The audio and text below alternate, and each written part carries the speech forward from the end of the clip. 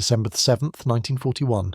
10 miles off the Hawaiian coast, the Pacific lay silent beneath a sky still painted in pre-dawn grey. Deep below the waves, steel moved with purpose. Aboard the Imperial Japanese Navy submarine Was-24, Lieutenant Mochitsura Hashimoto watched as the hatch of a small two-man vessel sealed shut. The miniature submarine slipped free, its motor whispering into the black, heading toward a harbour whose name would soon echo through history, Pearl Harbor. Above, the world still slept. In a few hours, fire and steel would rip through the calm, and the United States would awaken to war. For the officers aboard Was 24, this was not merely an operation, it was destiny fulfilled. They believed Japan's empire had struck a blow so devastating that no industrial power, not even America, could recover. Smoke soon curled skyward from Battleship Row. Flames reflected off the harbour's surface like molten mirrors. As reports of sinking ships reached Japanese commanders across the Pacific, they celebrated what they saw as the impossible made real. To them, the enemy's heart had been crushed before the first counterstroke could even be imagined. But hidden within that victory were the seeds of their downfall. Beneath those burning hulls lay the mathematics of Japan's defeat, written not in the spectacular explosions of that morning, but in the unseen flaws, the overconfidence, and the silent arrogance that would haunt them. For at that very moment, across the ocean, American submarines were loading weapons that their own engineers believed infallible, and that were in truth disastrously broken. Japan's triumph rested on a weapon that seemed almost mythical, a torpedo unlike any other in existence. Years earlier, long before the first carrier planes rose from the decks of Akagi and Kaga, a handful of engineers at Japan's Yokosuka naval arsenal had achieved something no other navy had dared attempt: a practical, combat-ready oxygen torpedo, the Type 93. To the Western world it would later earn a name whispered with awe and dread: the Long Lance. Its specifications defied belief. It could sprint through the ocean at nearly 50 knots, faster than a destroyer, and keep running for over 20 kilometers. Its warhead carried more than half a ton of high explosive, nearly double that of its American counterpart. It left no telltale trail of bubbles because it burned pure oxygen instead of air. To the naked eye, it was invisible death. In 1940, a Japanese informant walked into the US Naval Attaché's office in Tokyo and offered detailed data on this weapon: blueprints, performance tables, firing doctrines, everything. It was, by any measure, one of the most valuable pieces of naval intelligence ever handed to the United States, and it was dismissed almost immediately. The Bureau of Ordnance, the American body responsible for evaluating foreign weapons, concluded the entire report was fantasy. Their reasoning was simple and fatally arrogant. The Japanese, they insisted, could not possibly have built something superior to American technology. Pure oxygen as an oxidizer, too dangerous, too complex. Oriental imitation, they called it. The prejudice of the era disguised as analysis. The report was quietly filed away. When the Pacific erupted into war, that same arrogance cost lives by the thousands. In the first months of 1942, Japanese cruisers and destroyers armed with long lances transformed naval warfare. At night, when radar was scarce and gun flashes were the only light, the Imperial Navy reigned supreme. American and Allied crews learned this the hard way, often in silence, as invisible weapons struck from beyond all known range. The Battle of the Java Sea was the first lesson. February 27th, 1942. A multinational Allied fleet, Dutch, British, Australian, American, steamed out to challenge a Japanese invasion force bound for Java. The ships were exhausted, the crews barely coordinated, speaking 4 languages over incompatible radios. Opposite them, a Japanese squadron trained for years in night fighting and armed with a weapon the Allies didn't even believe existed. As the two forces closed, Japanese lookouts spotted silhouettes at extreme distance. Orders passed crisply: prepare for torpedo attack. At 16:33, the light cruiser Naka launched the first spread, 4 torpedoes, at a range Allied doctrine considered impossible. Within minutes, 30 more long lances leapt from destroyers into the dark sea, their oxygen engines hissing silently. At 16:52, the heavy cruiser Haguro fired 8 more, over 11 nautical miles away. 40 torpedoes sliced through the water unseen. Allied lookouts saw nothing. Sonar operators heard nothing. When the first explosion came, it felt like an act of God. The Dutch destroyer Kortenaer was hit amidships, broken in two, and gone in under 2 minutes. Crews were thrown into oil and fire. Those who survived swore the torpedo came from nowhere, that it must have been a submarine. Admiral Karel Doorman of the Royal Netherlands Navy, commanding the Allied force, refused to retreat. For 7 brutal hours he manoeuvred his mismatched flotilla under relentless shell fire, trying again and again to reach the invasion convoy. At 23:32, a torpedo struck the cruiser Java. Another, minutes later, tore into De Ruyter, Doorman's flagship. Both ships erupted, their magazines igniting in orange fireballs. The admiral went down with his ship and 500 men. The Allies lost 2 light cruisers and 3 destroyers that night. Japan lost nothing. When reports reached Allied intelligence, the conclusions were staggering and wrong. Analysts decided the attacks must have come from submarines. The range was too great for ship-launched torpedoes. The idea that surface vessels could hit targets from 11 miles away was dismissed as impossible. That same blindness would resurface 6 months later off Guadalcanal, August 9, 1942, the Battle of Savo Island. Under the pale light of flares, Japanese heavy cruisers Chokai, Aoba, Kako, and Kinugasa slipped between the American and Australian task forces, guarding the newly established beachhead. Within half an hour, 4 Allied heavy cruisers lay burning or sinking. Canberra, Astoria, Quincy, Vincennes, all victims of long lances fired from ranges the Allies thought impossible. Over 1,000 sailors perished. Survivors spoke of torpedoes that seemed to curve, that left no wakes, that struck from nowhere. American analysts again dismissed the accounts as confusion under fire. The truth, that Japan possessed the most advanced torpedo on Earth, would not be accepted until 1943, when divers recovered intact Type 93s from a sunken Japanese destroyer. Only then did the full scale of the misjudgment become clear. That same year, Japan was making its own fatal misjudgment, this time about American weapons. Across the Pacific, the US Navy's submarine fleet was supposed to be America's silent sword, a force that could cut Japan's maritime lifelines, sink her freighters, and strangle her war economy. Each submarine carried 24 torpedoes, the Mark 14, which its designers proclaimed the finest ever built. On paper it was, in practice it was a catastrophe. Just 1 week after Pearl Harbor, the submarine Seawolf slipped into the waters off the Philippines and found a lone Japanese freighter anchored in a quiet bay. Lieutenant Commander Frederick Warder fired 8 Mark 14, each worth more than a new house. 7 missed completely, the 8th hit squarely, and failed to explode. The freighter escaped unscathed. Days later, on Christmas Eve, the submarine Sargo attacked a convoy of 4 unescorted transports off Indochina. Commander Tyrrell Jacobs fired 12 torpedoes. The conditions were perfect. Calm seas, clear sight lines, stationary targets. Not a single explosion. He fired again, and again. Nothing. 24 torpedoes expended, 0 hits, 0 kills. The Bureau of Ordnance dismissed his reports as incompetence. Faulty maintenance, poor firing angles, inadequate crew training, anything but the weapon itself. They insisted the Mark 14 was flawless. It wasn't. For the next 2 years, American submarines went to war with defective weapons. Some ran too deep, some exploded before reaching their targets, others struck and failed to detonate. To Japanese observers, these failures seemed proof of American inferiority.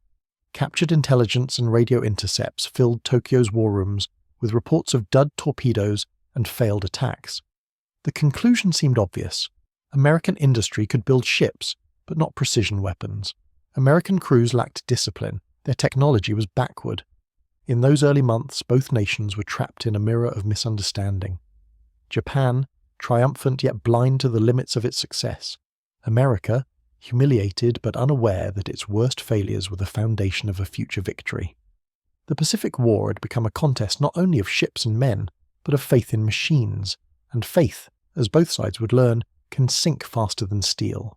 By the start of 1942, Japan's submarines prowled with confidence, while America's hunted with shame.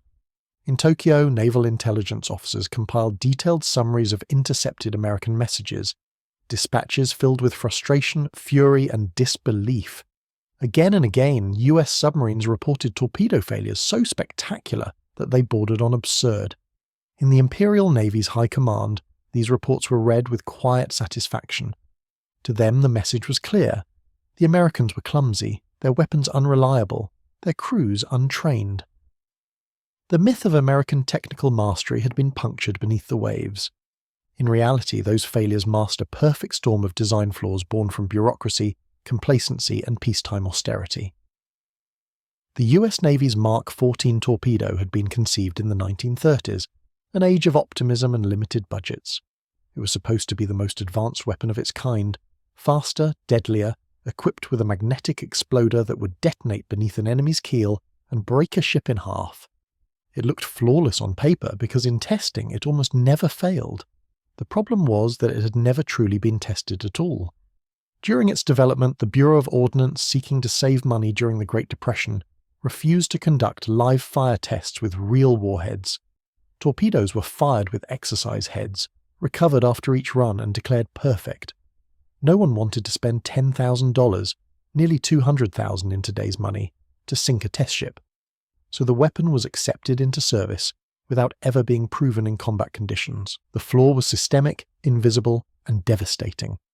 The Mark 14's first defect was depth control. In combat, the torpedo ran 10 to 15 feet deeper than its setting. Crews firing at ships thought they were striking the hull. In reality, their torpedoes were slipping harmlessly underneath. The hydrostatic depth sensor placed too high on the weapon's body misread water pressure as the torpedo accelerated. The faster it ran, the deeper it dove. When submarine commanders complained that their shots were passing under the targets, the Bureau of Ordnance scoffed. Impossible, they said. The tests were perfect. But the tests had been lies of omission. The dummy warheads used in peacetime trials had distributed their weight evenly, unlike real explosive payloads that concentrated mass at the front. That subtle imbalance, a few hundred pounds in the nose, just changed everything underwater. The second defect was more insidious. The magnetic exploder. Designed to detonate when it sensed the magnetic field of a ship's steel hull above it, the device worked beautifully off the coast of Rhode Island, and almost nowhere else. The Earth's magnetic field varies across latitudes, and what functioned flawlessly in the calm Atlantic failed catastrophically in the Pacific. Some torpedoes exploded prematurely, long before reaching their target. Others passed silently beneath ships and did nothing. Each failure shredded morale a little more. Submarine commanders who had risked their lives on perfect firing runs watched helplessly as their torpedoes misfired. Some exploded halfway to the target, some refused to arm, others struck home with a dull metallic thud. The third defect was the cruelest of all. Hidden in the contact exploder, the final fail-safe meant to trigger detonation on impact. At slower speeds, it worked fine. But when the Mark 14's high-speed impact slammed into a ship's hull, the firing pin jammed before it could hit the detonator. The faster and more precisely a captain shot, the less likely his torpedo was to explode. A flawless attack was often rewarded with silence. Reports poured into Pearl Harbor and Washington. Commander Tyrell Jacobs of the Sargo, Lieutenant Commander Frederick Warder of the Seawolf, dozens more. Each told the same story. Torpedoes running too deep, striking and failing, or exploding prematurely. The Bureau of Ordnance dismissed them all. They blamed the crews, the maintenance, the nerves of men under fire, not the weapon. That denial lasted 21 months. By mid-1943, the Pacific was a graveyard of lost opportunities. Convoys that should have been annihilated slipped away unscathed. Japan's merchant fleet, the vital lifeline of its war economy, continued to move oil, ore and rubber from its conquered territories to its factories. In those same months, American submarines had expended thousands of torpedoes and achieved almost nothing. But at the same time, Japanese intelligence was drawing exactly the wrong conclusions. Their analysts studied each failed American attack and concluded that the United States simply didn't know how to build good torpedoes, or good submarines. They believed that the Mark 14's flaws reflected fundamental weakness, not temporary error. This illusion would shape their strategy for the next 2 years, a fatal misreading of their enemy's potential. Convinced that American submarines posed little threat, Japan focused its resources on battleships and carriers, not escorts or convoy protection. Every destroyer, every cruiser, every shipyard hour went toward the great fleet battle they still believed would decide the war. The slow, unglamorous work of anti-submarine warfare was neglected. By the summer of 1943, that decision began to curdle into disaster. The breaking point came not from a grand battle, but from a single, maddening encounter. July 24th, 1943. The South Pacific. The submarine Tinosa, under Lieutenant Commander Lawrence Daspit, spotted the Tonan Maru number 3, a massive whale oil factory ship of over 19,000 tons, alone and unescorted. It was the kind of target submarine crews dreamed of, large, defenceless, and full of valuable cargo. Daspit fired 4 torpedoes. 2 hit squarely, stopping the ship dead in the water. He fired again, 2 more hits. Still the target refused to sink. So Daspit closed in, manoeuvring to within 1,000 yards. Point-blank range. He fired again, 1 torpedo after another. 9 more slammed into the helpless vessel. None exploded. In all, 15 torpedoes struck the Tonan Maru. Not one detonated. Daspit was furious but meticulous. He saved his last torpedo, unfired, for inspection. When he returned to Pearl Harbor, he handed it over as evidence. Rear Admiral Charles Lockwood, commander of the Pacific Submarine Fleet, had heard enough excuses. He ordered immediate live-fire tests, something the Bureau of Ordnance had avoided for a decade. The results were undeniable. Torpedoes set to run at 10 feet were diving to 20. The magnetic exploders were triggering erratically in local conditions, and when contact was made at 90 degrees, the firing pins jammed solid. The Mark 14, the pride of American naval engineering, was defective in every possible way. Lockwood's engineers tore into the problem with the fury of men who had been lied to for too long. They built test rigs, dropped dummy warheads from cranes, fired torpedoes at cliffs. Every assumption was rechecked, and sometimes inspiration came from the unlikeliest places. Among the wreckage of downed Japanese aircraft recovered at Pearl Harbor, engineers discovered propeller blades made not from steel but from a light aluminum alloy, strong enough for purpose, yet flexible under stress. One of Lockwood's officers suggested trying the same approach for the torpedo's firing pin. A lighter material might move faster under impact and resist jamming. The theory worked.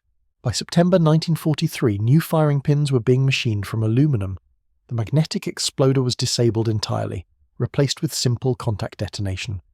Depth mechanisms were recalibrated.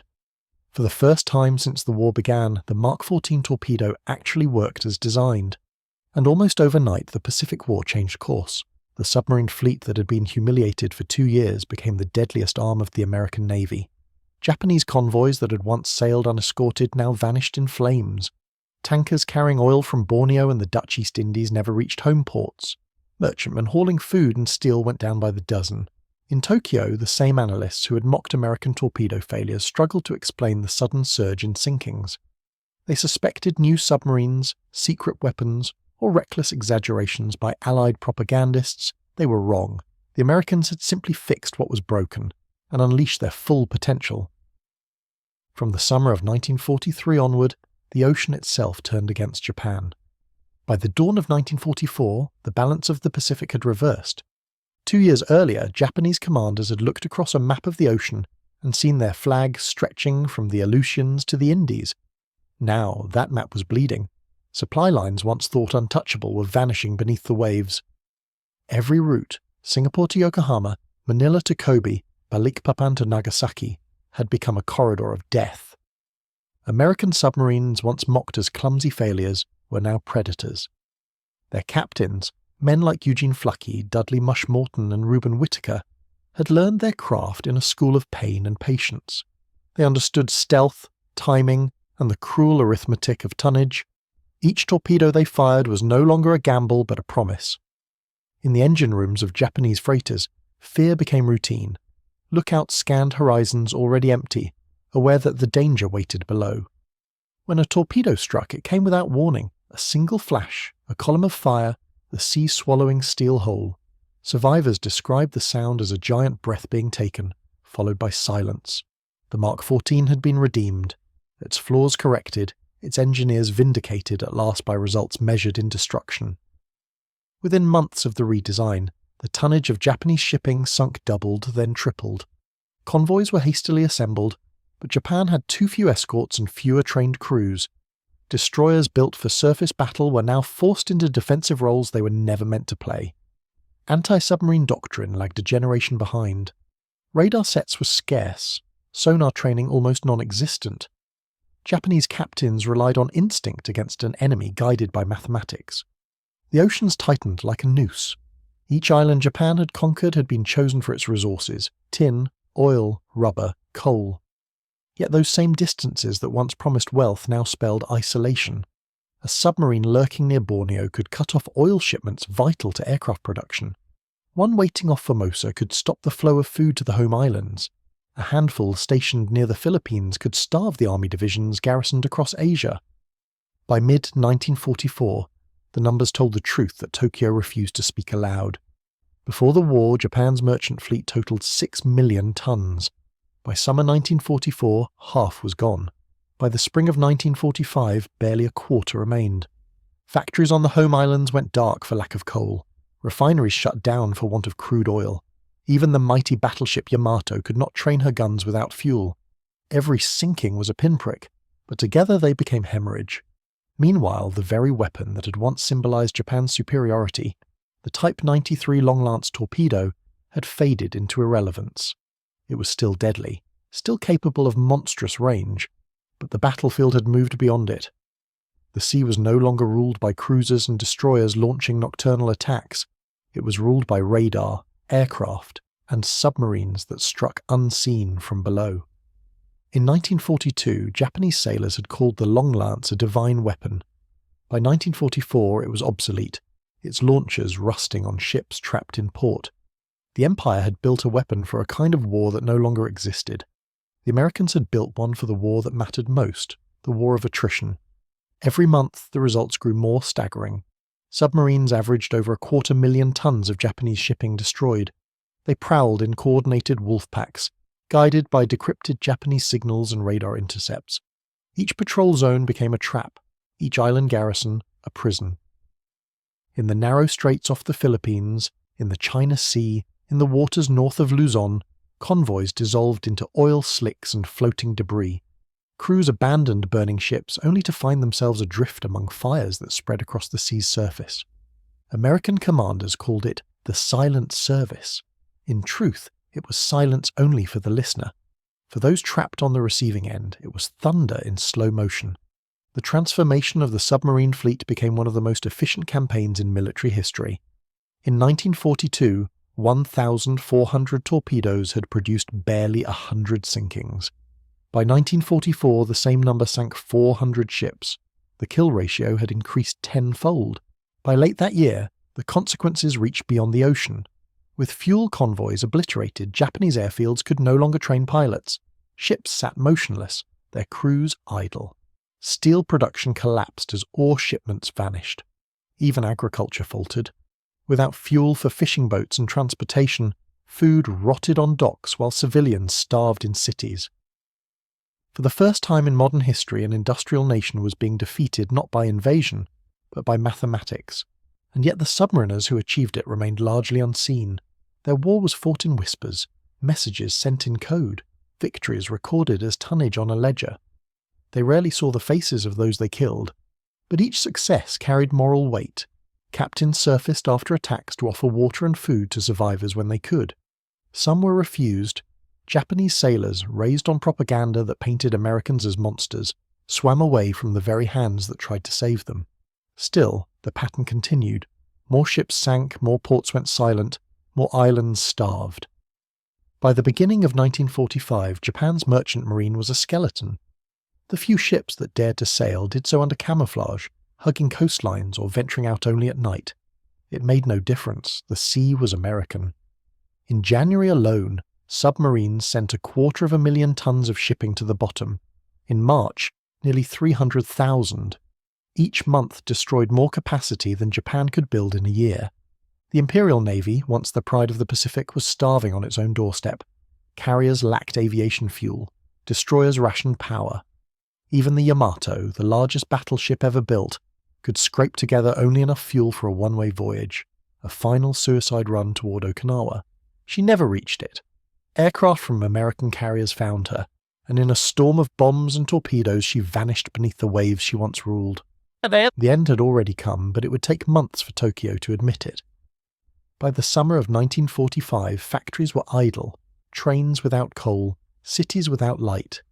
American bombers burned the urban centres that hunger had already hollowed. The atomic bombs would follow, but in truth the empire had already been broken long before Hiroshima. It was broken by the invisible war waged under the sea. When Japan finally surrendered, the submarine commanders returned home to little fanfare. They had fought the quietest campaign of the war, but also its most decisive. Out of every 2 Japanese ships sunk, one had fallen to a torpedo fired from beneath the waves. In total, American submarines destroyed over 5 million tons of merchant shipping and more than 200 warships. They strangled an island empire built on the illusion of invincibility, proving that no amount of courage or tradition could outlast the relentless logic of industrial warfare. The story came full circle. The empire that began the war believing its torpedoes would guarantee supremacy was undone by its inability to believe its enemy could improve. The Americans had started with weapons that failed, but they learned, adapted, and built better ones. The Japanese started with weapons that worked perfectly and assumed they always would. In the end, it wasn't the Long Lance or the Mark 14 that defined victory or defeat. It was the mindset behind them. One side clung to the myth of divine design. The other embraced the ugly necessity of failure and correction. When the last submarines surfaced from their patrols, the Pacific lay quiet again. The ocean had swallowed fleets, empires, and illusions alike. And in that silence a lesson endured. Wars are not won by perfection. They are won by the will to learn when everything seems broken.